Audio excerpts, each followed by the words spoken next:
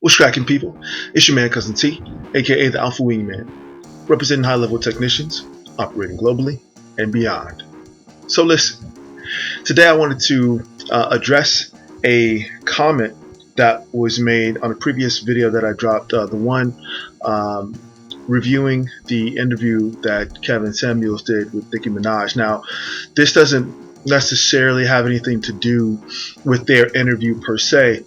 This has to do with the comment section, which, thank you so much for commenting. I encourage everyone who has, an idea or is inspired by something that was presented to present your idea or thoughts in the comment sections. Okay, I am not trying to discourage anyone, but I want to highlight this particular comment here, in which I respond to what someone's opinion of value is, particularly in the context or the conversation of the high value man as presented by Kevin Samuels. Now, just briefly, I'm going to read what my response was, and the comments are still there, nothing deleted or anything like that, so you can go back to for the full reference. Here I say, "You're not wrong." Now, this is in response to what the commenter was mentioning about value. I say, "But it's bigger than sexual value.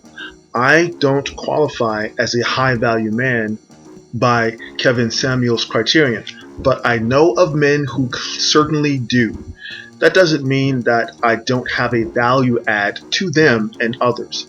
They seek me out for my experience in the realm of my knowledge base, which is sexual value."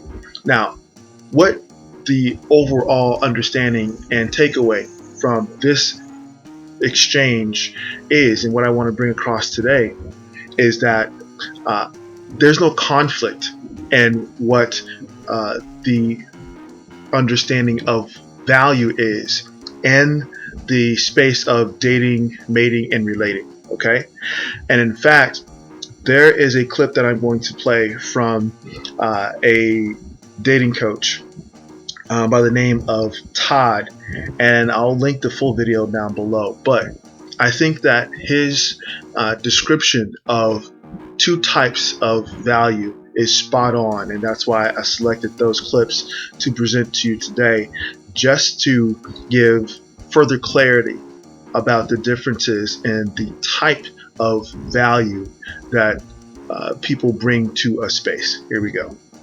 Well, I'm going to tell you there are basically only two types of value you need in game. I'm going to keep it really simple for you. I'm going to tell you what those two types of value are. I'm going to tell you how they help you right now. First type of value I want to talk about is the type of value that guys who have never learned game understand well and think is everything of value. And this is what I call absolute value. This is your sort of value in society. It's things like how good looking you are, how much money you make, how cool and interesting your life is, how many cool friends you have, how popular you are, that kind of stuff. It's the value that you have completely independent of the girl because of whatever you've achieved, whatever society's kind of stereotypes of what value is. It's that value that is intrinsic and inherent to you. Okay, so just so we're clear, absolute value and the factors that go into what that could be considered as could be comparable to the attributes of a high value man as described by Kevin Samuels. Okay, so we're going to keep that in mind when we talk about the differences between these two value positions. Okay, and if your absolute value is significantly higher than the girl's absolute value, that's going to lead to the girl wanting to be friends with you, wanting to hang out with you, wanting to see you. And that's all really, really good. You want the girl to gravitate towards you. You want the girl to be able to introduce you to her friends and not be embarrassed. You want the girl to see a future between the two of you, etc., etc. So, for example, there are lots of people with absolute value the girl doesn't want to sleep with. For example, another woman, if she isn't attracted to women, she may not want to sleep with another woman just because the woman has value. Or a guy who has value because he's successful and could be a mentor or something like that, but she doesn't see him in a sexual light in any way, she may not feel any sexual attraction there, although she might want to spend time in his company, might want his time, might want his attention, might want his financial resources, etc. So seeing value in this absolute value way will definitely make a girl want to be around you, and it will definitely enhance your life in terms of connections with girls, especially as friends, but it will not necessarily get you to sex. It will often, if it's the only type of value you have, end you up in the friend zone, hence the frustration of many, many guys who have never learned game. So to be clear, even though I stated that I do not qualify under the criterion that Kevin Samuels presents as a high value man, that does not negate my position on stating that the high value man is an actual archetype, is a type of person, is a type of man who has the absolute value position that Todd mentioned here, and is great and resourceful for a variety of things. It just isn't necessarily the only thing that is present and is of value when in the space of man gets woman, in the space of dating, mating, and relating. So let's listen to his take on the second component of value, or second aspect of what is value. The second type of value is the type of value that people who don't know game have no understanding of whatsoever and are totally confused by, and people who know game think is absolutely everything and the only kind of value that exists, and they overemphasize it.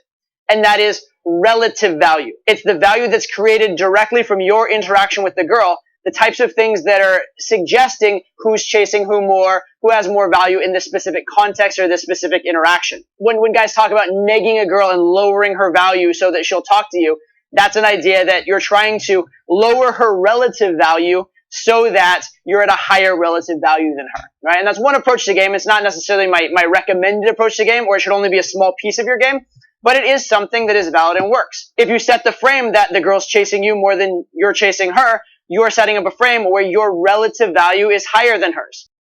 All right, so we'll stop it there. Basically, the second type of value is relative value, and that's the type of value that the majority of seduction coaches, dating coaches, and relationship coaches emphasize in terms of man gets woman. It's not necessarily the absolute value that you offer to a network or to a broader, context of the social order or the social structure, but it is what really arouses a woman about you when you are physically in her presence, when you are communicating to her what you can do for her in the intimate space. Those are the components of relative value, and the way that you convey that, the way that you build that up, the way that you structure your relative value around the tools and the skill sets of seduction, in my case, is what we specialize and focus on here. That's not to the negation of your absolute value. We always talk about a man solidifying where he lives, solidifying his vocation or his income source, solidifying his network or his relationships, and ultimately understanding who he is as a person. So the two can and should exist, harmoniously. There should not be one that cancels out the other. That's not the ideal. The ideal is to identify who you are within the spectrum of absolute and relative value, and then present that to the type of women that you desire to acquire. Let me know if that makes sense down below in the comments. Give me your feedback. Like I said, I will leave the link to the entire video that Todd made regarding this subject down below. Feel free to check out the Patreon to get more in-depth information about men's reproductive health, as well as the higher levels of what we refer to as game in an unapologetic manner that is not safe for public consumption. As always, this is your man Cousin T, aka the Alpha Wingman, saying stay sharp and mission focused. Later.